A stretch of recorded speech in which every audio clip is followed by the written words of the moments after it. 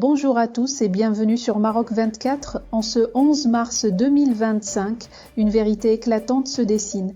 L'espace aérien du Sahara marocain est sous souveraineté exclusive du royaume et nul ne saurait en douter. José Manuel Albares, chef de la diplomatie espagnole, l'a affirmé sans détour.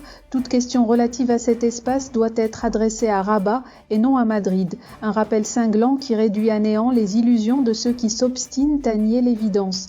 Tous les détails de cette déclaration sans appel, rapportée par le 7 TV dans un instant. Le régime militaire algérien, dans son aveuglement diplomatique et son obsession maladive à contester la souveraineté marocaine sur son Sahara, vient de subir une nouvelle humiliation. Alors qu'Alger s'accrochait désespérément à l'illusion d'un revirement espagnol, le ministre des Affaires étrangères de l'Espagne, José Manuel Albares, vient de leur asséner un désaveu cinglant en affirmant clairement que le Maroc est le seul maître du ciel saharien. Cette déclaration sans équivoque, faite en réponse au parti basque, Bildu, enterre définitivement les derniers espoirs du régime algérien de voir Madrid reculer sur sa position historique. Albares a été ferme et catégorique. Toute question concernant l'espace aérien du Sahara doit être adressée au Maroc et non à l'Espagne. Une gifle diplomatique pour le régime algérien, qui croyait pouvoir encore influencer la politique ibérique par la manipulation et la propagande. Un désaveu retentissant pour l'Algérie. Depuis la reconnaissance par Madrid de la souveraineté marocaine sur le Sahara en mars 2022, l'Algérie n'a cessé de gesticuler, multipliant les attaques et les décisions absurdes comme la suspension du traité d'amitié avec l'Espagne. Mais le réalisme politique de l'Europe a balayé ces caprices algériens, confirmant une fois de plus que le Maroc est l'acteur central du Maghreb et un partenaire fiable pour l'UE.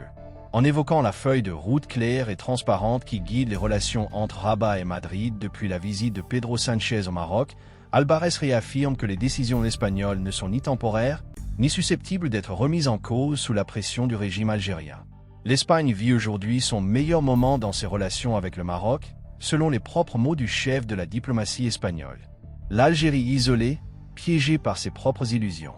Dans un ultime acte de désespoir, Alger avait misé sur des rumeurs fallacieuses concernant une supposée cession de la gestion de l'espace aérien du Sahara par Madrid à Rabat, espérant semer la confusion.